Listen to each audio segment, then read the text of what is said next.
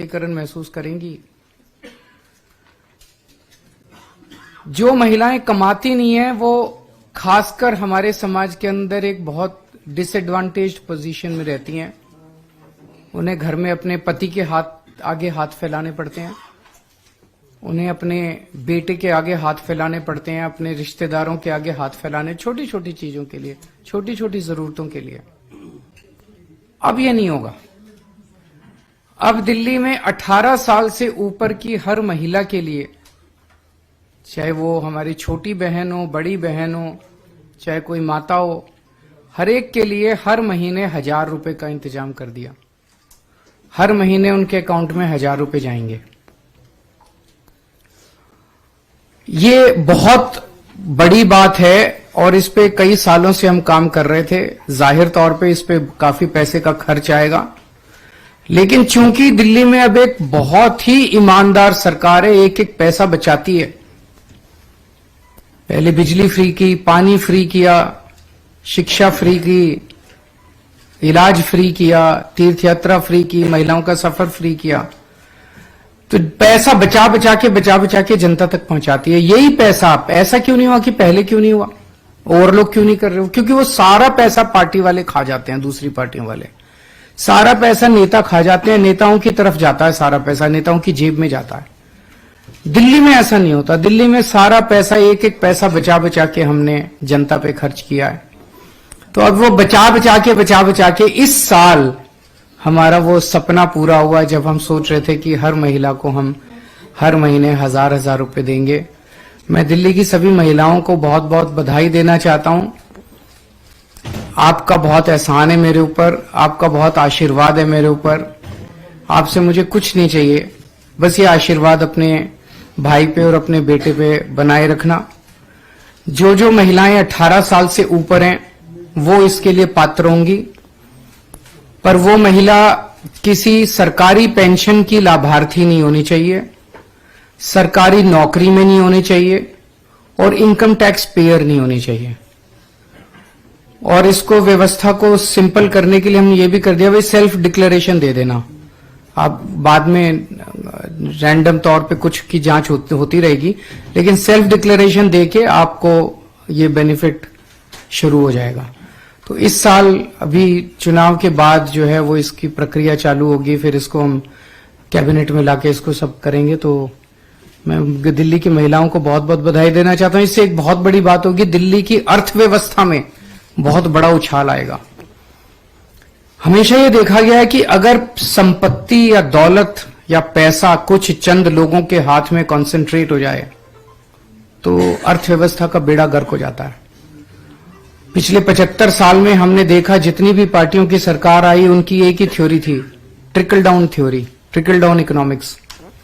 उनका ये होता था कि भाई 2-4 परिवारों को सारा पैसा दे दो देश का, वो फिर फैक्ट्री लगाएंगे, फैक्ट्री में सारे मजदूरी करेंगे और उससे देश की तरक्की होगी। उससे देश की तरक्की कभी नहीं होती, दुनिया भर में नहीं हुई। ये जो बॉटम्स अप थ्योरी है, जिसके जरिए आप जनता में, गरीब आदमी के हाथ में जितना पैसा आएगा उतनी तरक्की होगी इकोनॉमी की। गरीब आदमी के हाथ में जब पैसा आता है तो वो मार्केट में जाता है, वो कपड़ा खरीदता है, वो साबुन खरीदता है, वो कंजम्पशन की चीजें खरीदता है। तो इकोनॉमी में डिमांड क्रिएट होती है। जब डिमांड क्रिएट होती है तो नई नई फैक्ट्री लगती हैं, नई नई दुकानें लगती हैं। जब हम दिल्ली में आए थे हमने मिनिमम वेज बढ़ाए थे बहुत ज्यादा। हमने जब बिजली फ्री की, हमने पानी फ्री किया, आम जनता के हाथ में पैसा आया। आज उसी का नतीजा है कि दिल्ली के अंदर सबसे कम महंगाई है और सबसे ज्यादा समृद्धि है पूरे देश के अंदर देखा जाए तो महिलाओं के हाथ में जब पैसा आएगा, मैं समझता हूं वो मार्केट में जाएगी, अपनी मनपसंद की चीजें खरीदेंगी, उससे इकोनॉमी की भी तरक्की होगी। दूसरा, आज का जो बजट था वो राम राज्य की अवधारणा से प्रेरित था। हम अच्छे अस्पताल दे रहे हैं, अच्छे स्कूल बना रहे हैं, सड़कें बना रहे हैं, सब चीजें कर रहे हैं, लेकिन एक चीज की तरफ ध्यान आकर्षित करना चाहता हूं कि दिल्ली के गांव में जो सड़कें हैं वो थोड़ी सी अनदेखी रह गई थी।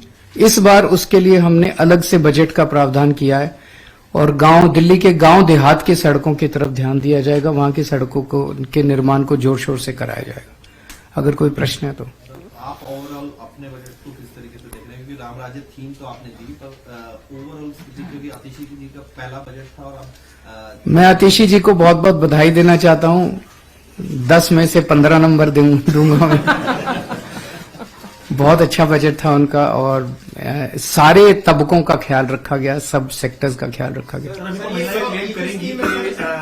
हाँ, अभी तो पहले स्कीम नोटिफाई होगी, सब कुछ आज ऐलान है, इस स्कीम इस साल लागू होगी। फिर भी आपका क्या अंदाजा है कितनी महिलाएं इसमें मतलब आ सकती हैं, सारी नहीं आ सकती हैं, कितनी आ सकती हैं, क्या उनका क्या हो सकती है? मेरा अपना मानना है मोटे मोटे तौर पे लगभग 65 लाख के करीब शायद महिला वोटर्स हैं दिल्ली में। 67 लाख। इसमें से इनकम टैक्स पेयर घटा दीजिए, इसमें सरकारी वो घटा दीजिए, इसमें हो सकता है सारी महिलाएं अप्लाई भी ना करें, वो सब करा के मेरा अपना मानना है शायद 45 लाख से 50 लाख के बीच में, शायद 50 लाख मान लीजिए। सर, दिल्ली वाले क्या समझे, स्कीम आ जाएगी या फिर कुछ अड़चने आएंगी? अड़चनों से लोहा लेना तो हमारे फितरत है। अभी तक अड़चनों से लोहा लेके अड़चनों को दूर कर करके सारे काम कराए हैं, तो ये भी कराएंगे।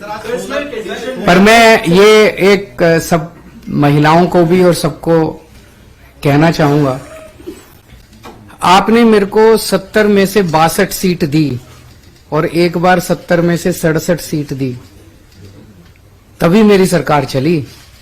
अगर 70 में से 40 सीट दे देते तो अभी ये बदमाश हमारी सरकार गिरा देते, जैसे हर जगह गिराते फिर रहे हैं, है कि नहीं है? 70 में से 67 सीट दी, 62 सीट दी, तभी अभी तक सरकार चल रही है हमारी। उसका मैं शुक्रगुजार हूं बहुत बहुत। लेकिन सब लोग देख रहे हैं कि कैसे बीजेपी वाले, एलजी साहब, केंद्र सरकार हर काम में टांग अड़ाते हैं, हर काम में टांग अड़ाते हैं।